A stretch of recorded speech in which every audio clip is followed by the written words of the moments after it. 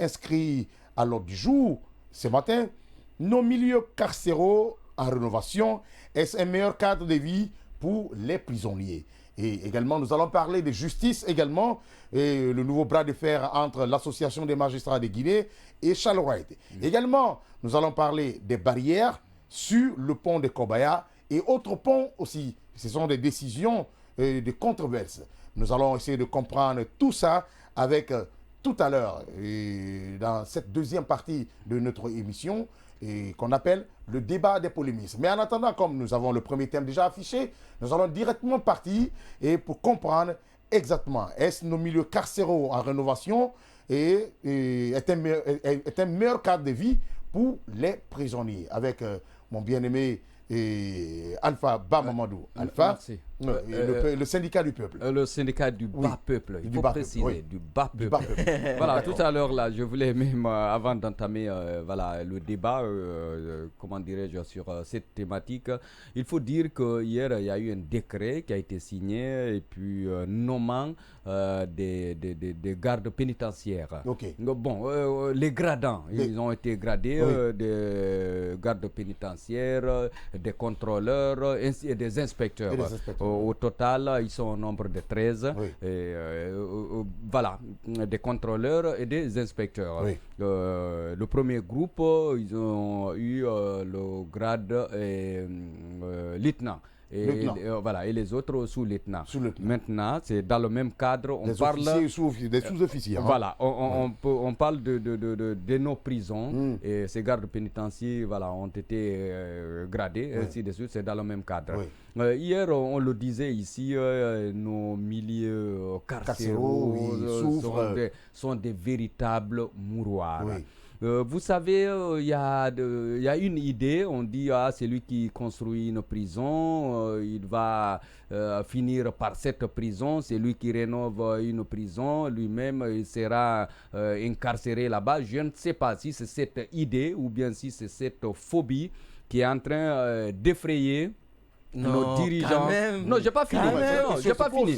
C'est une question que je me pose. C'est une question que je me pose. J'ai pas fini.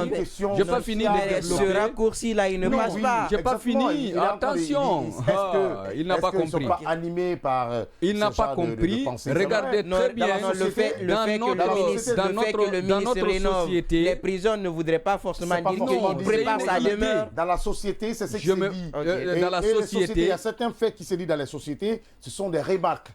Généralement, ce sont des remarques qu'on met peut-être au-dessus pour comprendre, pour essayer de faire le raccourci dont tu es en train de parler. Il faut faire juste un exemple. Tu prends un maçon, tu dis il y a un boulot ici, il te demande c'est où. Si c'est, comment dirais-je, au niveau des prisons, il va se retirer, il va se soustraire très rapidement. Ce n'est pas tout. C'est africain. C'est africain et ça aussi, surtout guinéen. On se parle des prisons en Europe. Non, je dis c'est africain, je dis c'est guinéen. Alors que les maçons qui sont en train de construire ne le fassent pas. La superstition. Voilà, regardez, on se rappelle lorsque je crois un ministre, je ne sais pas si c'est Cheikh Sako, en tout cas un ministre de la Justice avait un projet de construction d'une prison au niveau de Dubreka, Yorokogia.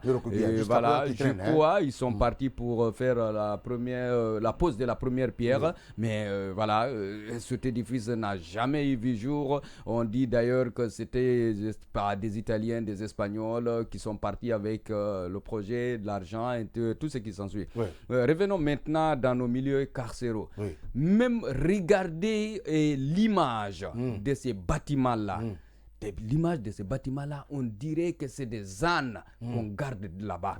Regardez, il faut voir, à commencer par la maison centrale de Conakry. La maison centrale de Conakry fait peur. Quand tu viens de l'extérieur, tu vois la maison centrale, toi-même tu vas te demander, c'est un enclos, est-ce que c'est des ânes qu'on élève ici, ou bien qu'est-ce qu'il y a à l'intérieur. Souvent, c'est des bâtiments qui datent de la période coloniale, qui ont été transformés en prison et qui n'ont jamais connu une rénovation. Et ça, c'est pourquoi quand quelqu'un séjourne là-bas, même si c'est une semaine, il ressort avec une maladie ou bien, en tout cas, des gales, ainsi de suite. On a vu beaucoup de dénonciations sur certains sites quand même, avec des eaux usées qui coulaient, des égouts et des trucs de la prison. Tout ce qui est mauvais. On a l'impression que ici, nos prisons...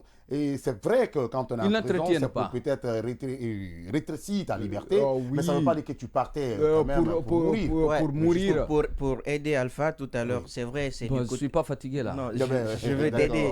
Je te donne la main. donc, je disais, cette rénovation-là, c'est du côté déjà de Koya, au niveau de la prison civile correctionnelle. Oui. On a vu des travaux, le ministre même, Charles White, était en déplacement. Même à la maison centrale de Korendi, et même il y a également le tribunal de première instance de Dubreka qui est également en rénovation. Oui.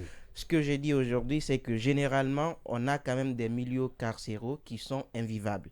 C'est-à-dire que c'est vrai, c'est des prisonniers, mais on ne les met pas dans un cadre de vie normal. Il faut enlever des milieux, c'est-à-dire il faut des prisons. Non. Des prisons. Non, chez nous, quand tu dis des, c'est parce que quelque part, il y a d'autres qui sont bien. D'accord, bon. Rien n'est bien. Voilà, rien n'est bien. Et puis, il faut mentionner Koya. Quand tu dis que rien n'est bien, tu as tué toutes les prisons de la Guinée. Non, Charles Wright, avant la tournée de Charles Wright, quand même. Lui-même, il a pleuré dans la prison de Guékédou. Voilà, je dis la même prison. Non, Koya aussi. Non, Koya aussi. C'est après l'évasion. Je retire des, je continue. Non, Koya, il faut mentionner par Koya là. Non, Koya. La tournée de Charles Wright, on a compris que nos milieux carcéraux, quand même, c'est la porosité. C'est lui qui a dit. Et lui-même, à partir de Guékédou Massanta, il a ordonné immédiatement la construction rapide même. Voilà. On ne sait même pas, nous sommes à quel niveau. À quel niveau d'exécution quand même de cette. Voilà, pour poursuivre, je disais, on est parti d'un constat. Généralement, on met des gens en prison, on oublie que même en prison, on a des droits. Oui. On a des libertés. On n'est pas des animaux, nous sommes des êtres humains. Oui. Et quand on est être humain, il y a les droits humains s'intéressent à la personne. On a le droit à un cadre de vie, le droit à un environnement sain. Oui. On ne peut pas dire parce c'est vrai, c'est une infraction, mais cela ne voudrait pas dire qu'on a perdu toutes nos vies. Oui. Il y a ce qu'on appelle même des mécanismes de réinsertion sociale. C'est ce que je veux dire. Donc, la prison aussi, c'est pour éduquer. C'est pour rééduquer les personnes. Voilà. C'est pour leur permettre de se réinsérer dans la société. Justement, à travers certaines activités quand même au sein de la prison. Parce qu'il faut rappeler, au-delà même de ces conditions-là, il y a parfois des agents, c'est-à-dire des officiers de police judiciaire qui ont en tête que ces prisonniers-là, on doit quand même leur maltraiter, on doit faire des abus. Exactement. Parfois même lorsqu'on leur apporte à manger, soit ils mettent beaucoup de sel, ils en rajoutent de l'eau pour leur remettre. Moi, j'ai été témoin de ça. Je me rappelle, c'était... Tu étais en prison? Non, je n'étais pas en prison, j'étais allé saluer. Non, j'ai un casier judiciaire clean, voilà. Vierge. Donc je me rappelle, j'ai vu ce gendarme-là, ça c'était du côté de Kirema, il faut le rappeler, c'est dans mon village. J'ai eu ce gendarme... Kirema à Zérékoré. J'ai dit, le gendarme, on envoie de la nourriture pour les détenus. Oui. Le gendarme prend ce qu'on appelle du sel, il le rajoute dans la sauce, il dilue et puis il le remet. C'est quand même un être humain, au-delà des conditions même. C'est pour créer d'autres maladies. Moi, je me demande aujourd'hui, c'est vrai, lorsqu'on est en prison, il faut quand même qu'on soit dans des conditions normales. On n'est pas des animaux. Il faudrait... Lorsque vous allez à la maison, moi je quitte même Conakry. Allez-y à l'intérieur du pays. Vous avez des prisons où on entasse 10 personnes dans des cellules comme ça, pas de toilettes. Ils font tout le besoin sur place. Mais c'est des êtres humains. Aujourd'hui, le ministre de la Justice, au-delà d'être ministre, il est ministre des droits de l'homme également. Donc ces questions-là l'intéressent. Aujourd'hui, il a commencé quelque part, mais j'ai bien envie de le dire, de l'étendre à tout, sur toute l'étendue du territoire. Parce qu'aujourd'hui, à l'intérieur du pays, il y a des prisons invivables, même des animaux, parfois les chiens qu'on a à la maison ont quand même des endroits où ils dorment mieux que ces prisonniers-là. Je connais un grand opérateur économique du côté de Bamako. Et l'enclos de ces moutons, c'est climatisé. Non, mais lorsque... on a vu les images, on a vu construit, avec les apouchous, voilà, qui étaient allés. Non, mais il faut le dire, c'est des êtres humains. Lorsqu'on est coupable ou qu'on est condamné, cela ne voudrait pas dire qu'on a...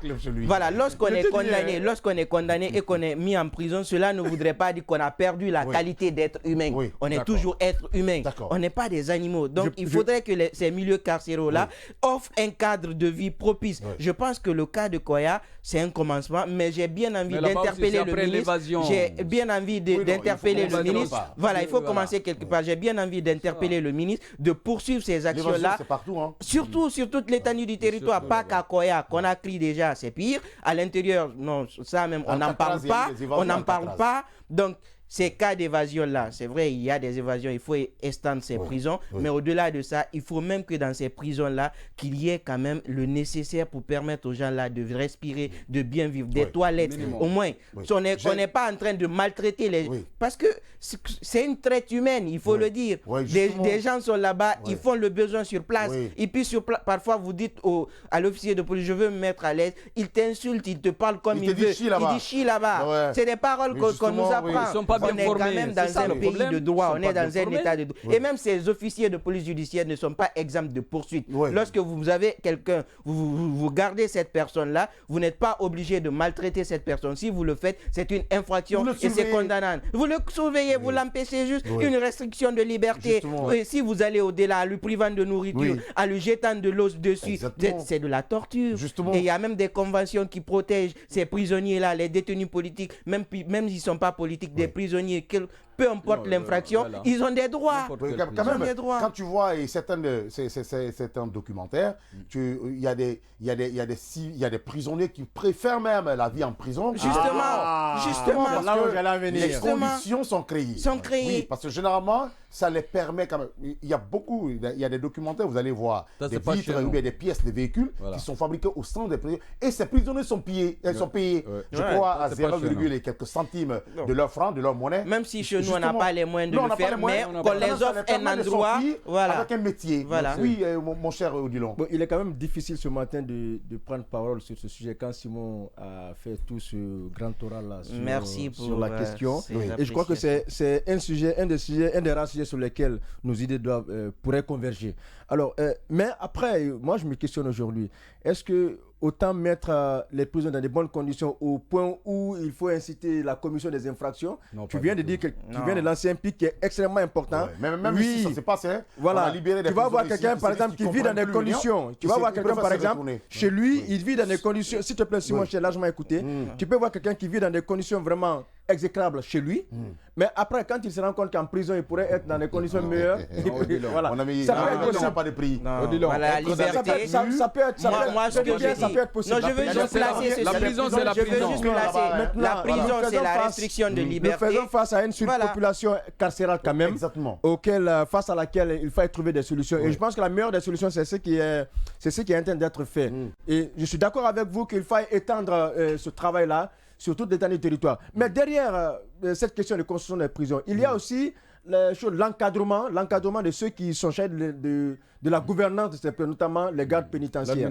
Il faut quand même le renseigner. C'est que Simon a relevé quelque chose. Je ne sais pas maintenant si aujourd'hui la pratique continue, mais quand même, de par le passé, nous savons qu'il y a des sortes de nourriture qui étaient données à des prisonniers. Moi, j'ai par exemple un oncle, mais finalement qui a démissionné on ne le paye pas. Sinon, on avait des gens qui... Même si vous êtes en prison, vous avez droit à la nourriture. J'ai un oncle qui est décédé du côté de son papa en prison. Mais lorsqu'il avait été envoyé à la prison civile de Youmou, parce que c'est Guéké, la prison civile, c'est dans le chef de la préfecture de Youmou. Lorsqu'il a été envoyé là-bas, le temps qu'il a fait, dès son retour, mais on ne disait pas qu'il avait pris du poids, mais il était enflé. Enflé ou gonflé, c'est pas trop. Le sel, il rajoute du sel. Tout dépendait, il en a témoigné, tout dépendait un peu de l'alimentation qu'on leur donnait. Donc il faut dire aujourd'hui que même, c'est un peu paradoxal, c'est difficile à comprendre, même le criminel a un droit. Exactement. Il faut que nous sachions cela, au point où quand ils sont emprisonnés, je crois qu'il y a un minimum d'accompagnement qu'il faut leur offrir. D'accord. Et rapidement, je veux revenir là-dessus. Aujourd'hui, lorsqu'il a posé le problème de dire est-ce que arranger ces prisons-là n'inciterait pas les gens à aller en prison, déjà on rappelle que le principe c'est la liberté, personne ne veut être en prison. Et l'autre chose que l'État, surtout le ministre de la Justice devrait faire, c'est les mécanismes de réinsertion. Il y a des gens, ils ont certes commis des infractions, mais ils ont besoin de se racheter. Il faut les permettre quand même qu'ils puissent se réintégrer dans la société. Il n'y a aucun programme. Voilà.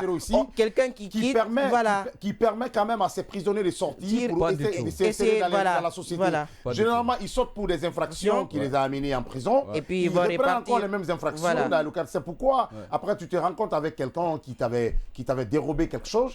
Après, il revient devant, il te dira... Il y a petit, un criminel. Il a tué ton parent, puis tu le revois dans la rue. Il n'y a aucune prise, c'est-à-dire, tu sens qu'il n'y a pas eu de prise de conscience, il n'y a pas eu d'activité de réinsertion socio-professionnelle. Il devient plus criminel d'ailleurs. Il devient autant criminel parce que au sein de nos prisons, on l'occulte encore ou bien on l'enseigne encore cette criminalité. Parce que si on ne lui donne pas du travail, parce qu'on le torture, au sorti, soit celui-là qui l'a torturé, c'est le cadre pénitentiaire, soit ses surveillants, lui aussi il est assis pour la famille de ses enfants. Il sort avec une idée noire. Effectivement, ça ressemble un peu aux enfants qui sont sous tutelle de certains parents qui ne sont vraiment pas regardants sur le respect des droits de l'enfant. Lorsque tu as élevé l'enfant dans des conditions vraiment inhumaines, voilà, et tu l'apprends à être aussi inhumain dans sa vie. Et tu t'attends que tu vas avoir un ministre des droits de l'homme. Je suis désolé, tu verras un ministre de la criminalité. Alors, ceci dit, comme nous sommes tous...